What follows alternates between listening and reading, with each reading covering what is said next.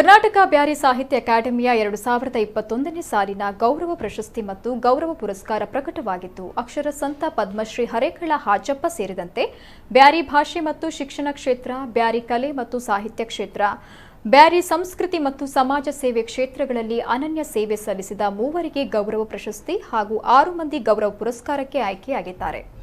ಬ್ಯಾರಿ ಭಾಷೆ ಮತ್ತು ಶಿಕ್ಷಣ ಕ್ಷೇತ್ರದ ಸಾಧನೆಗಾಗಿ ಪದ್ಮಶ್ರೀ ಹರೇಕಳ ಹಾಜಪ್ಪ, ಬ್ಯಾರಿ ಕಲೆ ಮತ್ತು ಸಾಹಿತ್ಯ ಕ್ಷೇತ್ರದ ಸಾಧನೆಗಾಗಿ ಹುಸೈನ್ ಕಾಟಿಪಳ್ಳ ಮತ್ತು ಬ್ಯಾರಿ ಸಂಸ್ಕೃತಿ ಮತ್ತು ಸಮಾಜ ಸೇವೆಗಾಗಿ ಡಾಕ್ಟರ್ ಎಕೆಎ ಸಿದ್ದಿಕ್ ಅಟೂರು ಅವರನ್ನು ಬ್ಯಾರಿ ಗೌರವ ಪ್ರಶಸ್ತಿಗೆ ಆಯ್ಕೆ ಮಾಡಲಾಗಿದೆ ಅಂತ ಅಕಾಡೆಮಿ ಅಧ್ಯಕ್ಷ ರಹೀಂ ಮುಚ್ಚಿಲ್ ತಿಳಿಸಿದ್ದಾರೆ. ಗೌರವ ಪುರಸ್ಕಾರಕ್ಕೆ ಅಶ್ರಫ್ ಅಪೋಲೋ ಹಾಗೆ ಡಾಕ್ಟರ್ ಕೆಎ ಮುನೀರ್ ಬಾವಾ, ಮರಿಯಂ ಫೌಜಿಯಾ ಬಿಎಸ್, ಬ್ಯಾರಿ ಜುಲ್ಫಿ, ಮೊಹಮ್ಮದ್ ಬಶೀರ್ ಉಸ್ತಾದ್ ಹಾಗೂ ಮೊಹಮ್ಮದ್ ಫರಾಜ್ ಅಲಿ ಆಯ್ಕೆಯಾಗಿದ್ದಾರೆ. ಗೌರವ ಪ್ರಶಸ್ತಿಯು 50,000 ನಗದು, ಶಾಲು, ಹಾರ, ಫಲತಾಂಬೂಲ, ಸ್ಮರಣಿಕೆ ಮತ್ತು ಪ್ರಶಸ್ತಿ ಪತ್ರಗಳನ್ನು ಒಳಗೊಂಡಿರುತ್ತೆ.